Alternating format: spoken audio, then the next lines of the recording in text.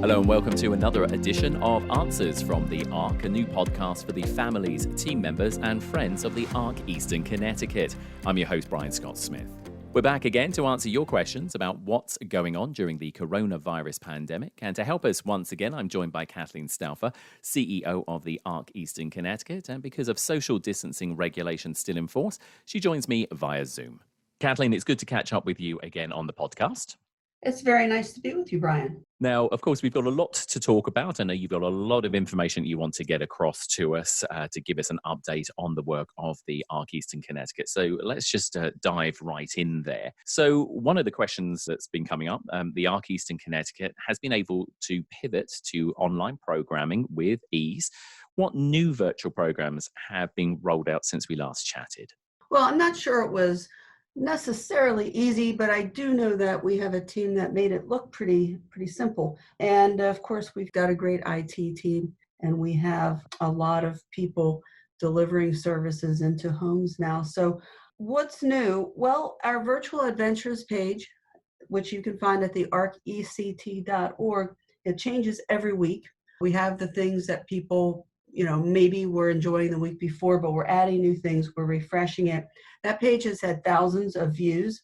And so I would encourage people to keep on visiting there. We still have the tours. I'm personally hoping one day to have the time to do the tour of Buckingham Palace, which I have always kind of wanted to do. And it'd be nice to not have to take a 6-hour plane ride to do that. So everybody is going on there, kind of finding the things that they want. The exercise classes are very popular. And so, positive response all around. Yeah, I was going to say that resources page, I took a look at it and it is phenomenal, the stuff that is actually on there. I mean, nobody can say that they can be bored looking through any of that stuff at all. It is just mind-blowing that, what you guys have managed to sort of find and share. Well, and, as we've talked about, we are adding new things every week, and we're also adding new layers to the services that we're providing virtually in homes. And so we're now doing Zoom self-advocacy meetings. We've got peer-to-peer self-advocacy phone calls and check-ins with Jamie and Abby calling and even giving people coaching to use the virtual adventures page and get as much out of it as they can. The Zoo Room is very, very popular. And our team is, providing themed events, cooking classes, meal meetups, games, Simon Says, charades, dance lessons and parties, stretching, workouts, pet visits, and painting parties. So there's all kinds of things going on in those Zoo Rooms as people get, classes, learn new skills, and frankly, just connect with one another at a time when physically we're not really able to do it, but I think it does all of us good to connect with our community.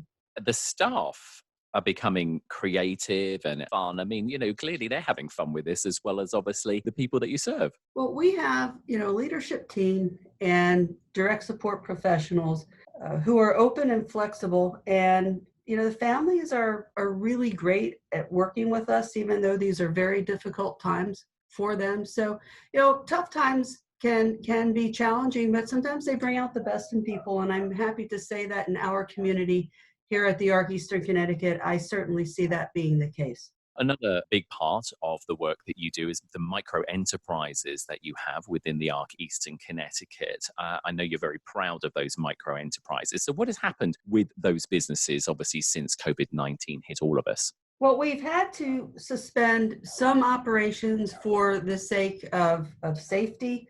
However, not all of them. The lawn crew is going strong and well. Tim and team are landscaping while physical distancing. Our friend Barry, who works with our cookie accounts in our stores, has contacted all of our vendors and who have said they're looking forward to having us back. The cookie operation has been suspended temporarily, but it will return. And Chef Kim is working with the group homes to provide some baking backup and supports there. So we're not able to do the cookies right now. The Redemption Center is accepting donations at all 11 of our collection bins. The recycling center itself is not open right now, but Tamra, our partner in Redemption there, has done deep cleaning at our Woodstock location. So we're accepting donations there. We are not currently recycling, but again, we will be up and running as soon as it is safe. The Emporium is closed and we're not able to accept donations right now, but we will be sure to let everyone know when we're able to safely resume operations, because we're all very excited about getting back to that. So, Kathleen, obviously, one of the big questions, it's the $64 million question, of course, is, can you offer specific details about maybe when the Arc Eastern Connecticut return to work? Well, Brian, safety is our first concern. And so what we've got to consider are things like transport. How would we offer transport in a van with physical distancing? Right now, that's not possible. How are we going to be able to work with people who maybe are not readily able to wear masks? So, the transporting, the masks, the physical distancing, these are real challenges that health and safety is built upon. And so right now, it's really not feasible for IDD providers to be opening back up. I know that our governor is cautiously opening some operations. And so our lawn crew is functioning, for example, but we're not able to do physical distancing in the vans and things.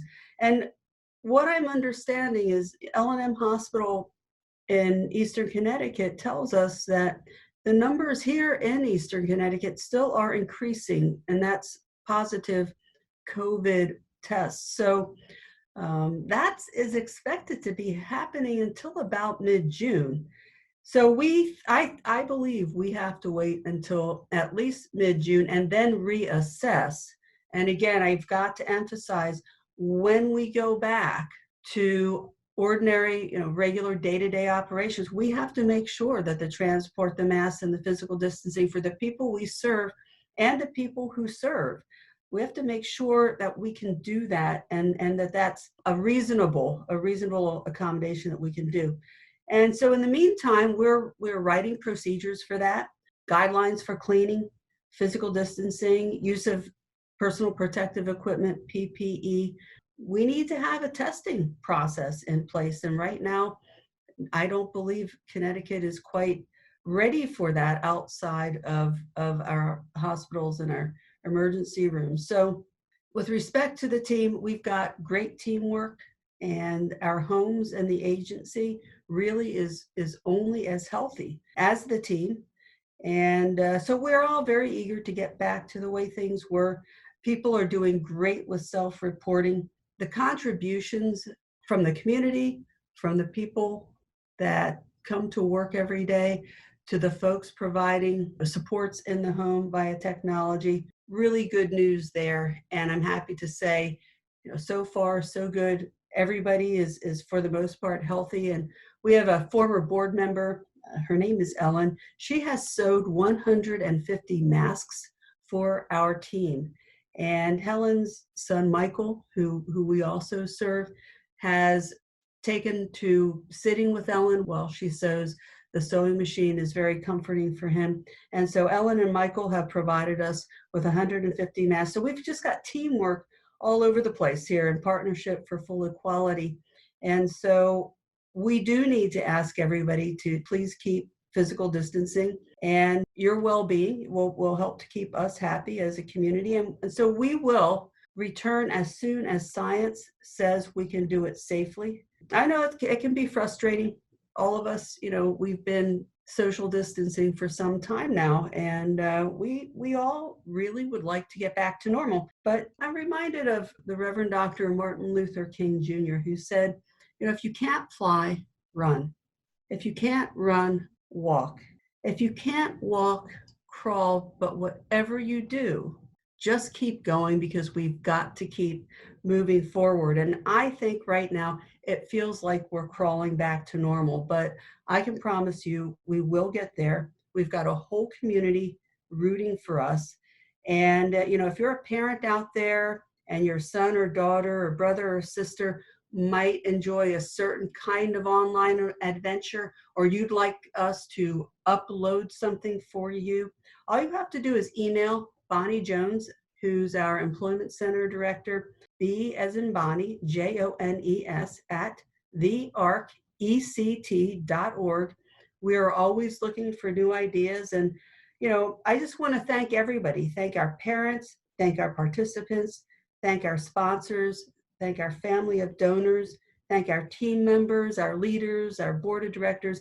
Thanks to each one of you for being on our team.